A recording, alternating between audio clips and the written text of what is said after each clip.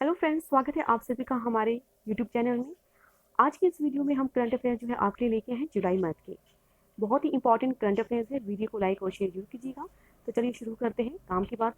UPI auto पे, यह जो है एनपीसीआई ने लॉन्च किया है UPI auto pay feature. National payments corporation of India NPCI ने फुल फॉर्म याद रखिएगा फ्रेंड्स। एनपीसीआई क्या है? यह है national payments corporation of India. और इन्होंने ग्लोबल फिनटेक फेस्ट के एक वर्चुअल इवेंट में अपना one stop fintech payment solution UPI auto पे लॉन्च किया है।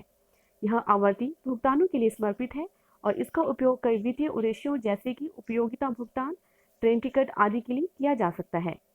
साथ ही में ग्राहक 2000 रुपये तक के लेन देन के लिए अपनी यूपीआई आईडी और क्यूआर स्कैन के माध्यम से ई मैंडेट बना सकते हैं। आगे हम बात करते हैं। आरबीआई ने जारी की है समिति की रिपोर्ट। भारतीय रिजर्व बैंक ने अपनी वेबसाइट पर committee for analysis of QR quick response code की रिपोर्ट डाली है और समिति का गठन 23 दिसंबर 2019 को किया गया है। याद रखिएगा फ्रेंड्स, आरबीआई के द्वारा जो है इस समिति का गठन 23 दिसंबर 2019 को किया गया है और आरबीआई द्वारा प्रोफेसर डीबी पाठक की अध्यक्षता में किया गया था। डिजिटल भुगतान की सुविधा के लिए भारत में क्यूआर कोड की प्रचलित प्रणाली की समीक्षा करने और सिफारिशें प्रस्तुत करने के लिए इसका गठन किया गया था। पहला in orbit space debris tracking system. एक space track startup Digantara research and technology DRT का चयन आईआईएससी बेंगलोर में SID society for innovation and development incubation programme के लिए किया गया है। डिजिंद्रा भारत की पहली वायु और अंतरिक्ष निगरानी कंपनी है। स्टार्टअप को 25 लाख रुपए का अनुदान मिला है और जिसका उपयोग अंतरिक्ष मलबे की निगरानी प्रणाली और कंपनी के विस्तार को विकसित करने के लिए किया जाएगा। पंजाब मंत्रिमंडल ने किया जल आपूर्ति परियोजना का विमोचन।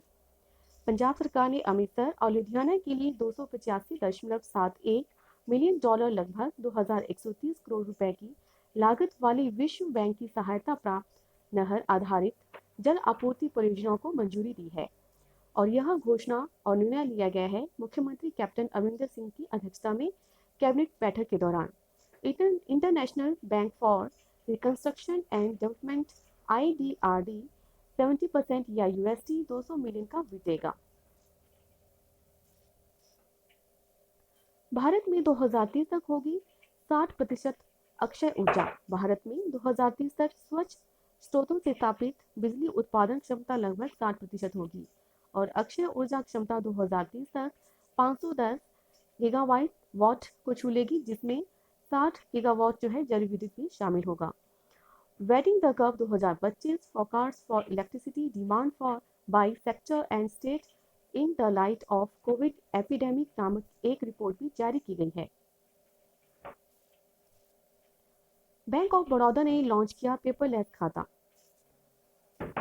बैंक ऑफ बड़ौदा ने अपने सभी ग्राहकों के लिए एक डिजिटल सेल्फ असिस्टेड ऑनलाइन बचत खाता Insta click saving account launch किया है और बैंक का इंस्टा क्लिक बचत खाता ग्राहकों के लिए घर से प्राप्त करने योग्य डिजिटल पेशकश करेगा और यह खाता ग्राहक के डिजिटल केवाईसी और आधार आधारित ओटीपी प्रमाणीकरण के एक नए रूप का उपयोग करता है। रिलायंस दुनिया की सबसे बड़ी मूल्यवान ऊर्जा फर्म बन गई है। 14 लाख करोड़ रुपए से अधिक की रिकॉर्ड ऊंचाई पर पहुंची बाजार पूंजीकरण के बाद रिलायंस इंडस्ट्रीज एक्सॉन मोबिल को पछाड़ते हुए विश्व की दूसरी सबसे मूल्यवान ऊर्जा कंपनी बन गई है। शेयर बाजार के आंकड़ों के अनुसार यह अब वैश्विक स्तर पर 46वें स्थान पर है और 24 जुलाई 2020 को इसके शेयर की कीमत 2163 रुपए के सर्वकालिक उच्च स्तर पर पहुंच गई है, जो कंपनी को 46वें स्थान पर ले गई। कर्नाटक सरकार ने बनाई एक कंपनी। जी हाँ, कर्नाटक मंत्रिमंडल ने कर्नाटक डिजिटल अर्थव्यवस्था मिशन के गठन को मंजूरी दे दी है और कंपनी राज्य में 7000 से अधिक स्टार्टअप, ई कॉमर्स और अन्य गिग इकोनॉमी कंपनियों को बढ़ावा देगी। नई कंपनी को कंपनी अधिनियम 2013 की धारा 8 के तहत शामिल किया जाएगा, जिसमें कर्नाटक सरकार 49% और शेष 51% उद्योगों और अन्य हितधारकों के पास होगी। ISL में इंडियन सुपर लीग बना वर्ल्ड लीगर्स फॉर्म का सदस्य। इंडियन सुपर लीग को प्रतिष्ठित वर्ल्ड लीगल फॉर्म्स WLF में शामिल किया गया है। यह पेशेवर फुटबॉल लीग का संघ है जिसमें प्रीमियर लीग, ला लीगा और बुंडेसलीगा शामिल है। यह WLF में शामिल होने वाला दक्षिण एशिया का 7वां और एशिया का पहला लीग बन गया है। वर्तमान में WLF के 5 महाद्वीपों के सदस्य हैं जो विश्व भर में करीब 1200 क्लबों का प्रतिनिधित्व करते हैं। भारत ने की उत्तर कोरिया की सहायता। भारत ने उत्तर कोरिया को लगभग $1 मिलियन अमेरिकी डॉलर की चिकित्सा सहायता दी है। यह WHO से प्राप्त एक अनुरोध के जवाब में किया गया था। चिकित्सा सहायता कोरिया में चल रहे WHO एंटी ट्यूबरकुलोसिस प्रोग्राम के तत्वावधान में है और WHO के प्रतिनिधि की उपस्थिति में कोरिया में भारतीय राजदूत अतुल मल्हारी गोत्सुवे द्वारा दवाइयों की खेप कोरिया अधिकारियों को सौंप दी गई है। विश्व IVF दिवस 25 जुलाई को मनाया जाता है। यह बांझपन के उपचार में इन विट्रो फर्टिलाइजेशन IVF तकनीक के सार और महत्व का प्रतीक है।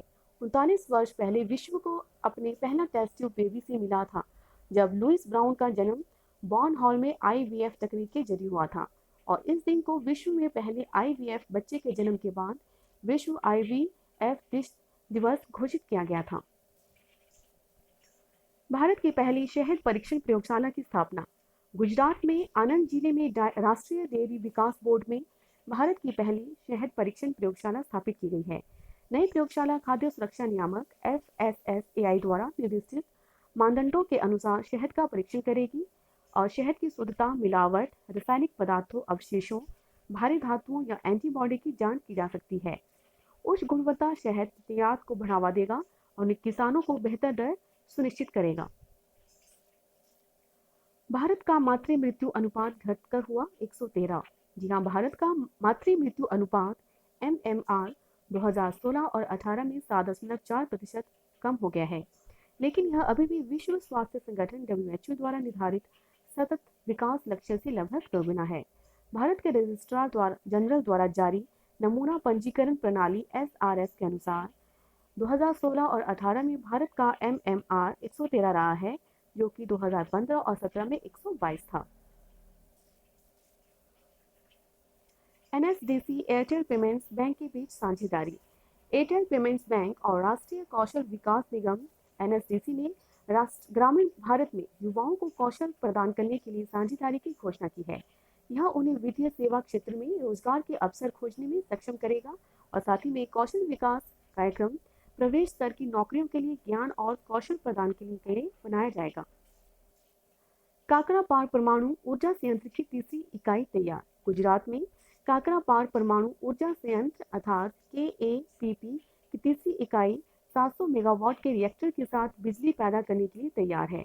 एक परमाणु रिएक्टर क्रिटिकलिटी तब तक पहुंचता है जब यह चल रही परमाणु प्रतिक्रिया या विखंडन के लिए तैयार होता है, जो ऊर्जा उत्पन्न कर सकता है।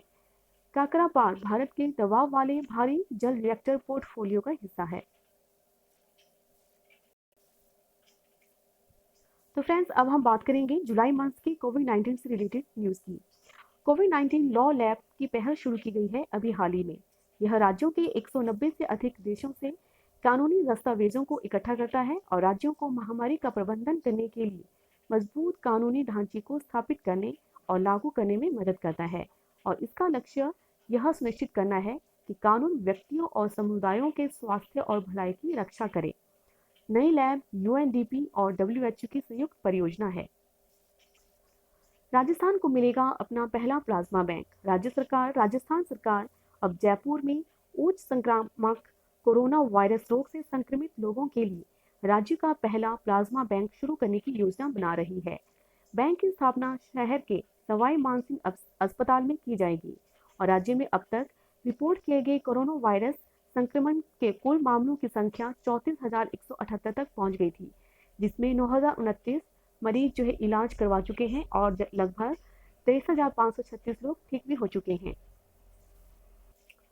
DRDO ने 2 अस्थायी अस्पताल स्थापित करेगा। बिहार में रक्षा अनुसंधान विकास संगठन DRDO, यह इसकी फुल फॉर्म है, याद रखिएगा, कोरोना के रोगियों के इलाज के लिए 500 बिस्तर के 2 अस्थायी अस्पताल स्थापित करेगा। DRDO ने राज्य में बढ़ते सकारात्मक मामलों को देखते हुए यह निर्णय लिया है। ये अस्पताल नवीनतम चिकित्सा उपकरणों के साथ पटना और मुजफ्फरपुर में स्थापित किए जाएंगे और प्रत्येक अस्पताल में 150 वेंटिलेटर होंगे। एम्स आईटीएस ने एक क्लाई बैंड विकसित किया है। AIIMS नागपुर ने IIT जोधपुर और IIIT नागपुर के सहयोग से कोविड-19 पॉजिटिव और संदिग्ध मरीजों की ट्रैकिंग और निगरानी के लिए एक स्मार्ट क्लाई बैंड को स्वदेशी रूप से डिजाइन और विकसित किया है। 45,720 मामलों में सबसे अधिक एकल दिन की बढ़ोतरी के साथ भारत की कोविड-19 टैली ने 23 जुलाई 2020 को 12 लाख का आंकड़ा पार किया है। मृत्यु दर एक दिन में रिकॉर्ड 1,129 मृत्यु के साथ 29,861 हो गई है। बीएमसी ने कोविड-19 सरो सर्वे के पहले चरण को पूरा किया। बिहार मुंबई नगर निगम पालिका बीएमसी ने शहर के 10,000 निवासियों को कवर करने के लिए कोविड-19 सर्वो सर्वे के पहले चरण को पूरा कर लिया है। आबादी में एंटीबॉडी के स्तर का पता लगाने के लिए मुंबई के निवासियों के लिए एक सीरो निगरानी कार्यक्रम आयोजित किया गया था और यह नीति आयोग और Tata institute of fundamental research TIFR के अनुसार आयोजित किया गया था। भारत की कोविड महामारी दुनिया में सबसे तेज है। भारत की कोरोना वायरस महामारी अब दुनिया में सबसे तेजी से बढ़ रही है, जो पिछले सप्ताह की तुलना में 20% और 1.4 मिलियन से अधिक पुष्टिकृत मामले सामने आए हैं। 1.3 बिलियन लोगों के देश में संक्रमण और 1.43 मिलियन तक पहुंच गया है, जिसमें 32,771 मौतें शामिल हैं। भारत पुष्टि किए गए संक्रमणों की संख्या में अब केवल अमेरिका और ब्राजील के पीछे है, लेकिन नए मामलों में इसकी वृद्धि सबसे तेज है और ये आंकड़े जो है जुलाई महीने हैं फ्रेंड्स, इसे आप याद रखिएगा। तो फ्रेंड्स अब हम बात करेंगे जुलाई महीने की अपॉइंटमेंट्स जो हुई हैं उनके बारे में हम डिस्कस करेंगे। तो सबसे पहले हम बात करते हैं ब्रिस्क CCI के सलाहकार के रूप में नियुक्त हुए हैं साहिल सेठ। साहिल सेठ को 2020 से लेकर 23 के अवधि के लिए brisk chamber of commerce CCI के युवा नेताओं की समिति का मानस सलाहकार नियुक्त किया गया है। ये मुंबई कस्टम के डिप्टी कमिश्नर हैं और वे 2011 बैच के भारतीय राजस्व सेवा अधिकारी भी हैं। एक मानस सलाहकार की भूमिका स्वैच्छिक आधार पर होती है और इसमें कोई वित्त शामिल नहीं होता है, जो इसे एक पारिश्रमिक रहित नियुक्ति बनाता है। आगे जो अपॉइंटमेंट हुई है वह है रीवा गांगुली दास, विदेश मंत्रालय में सचिव पूर्व।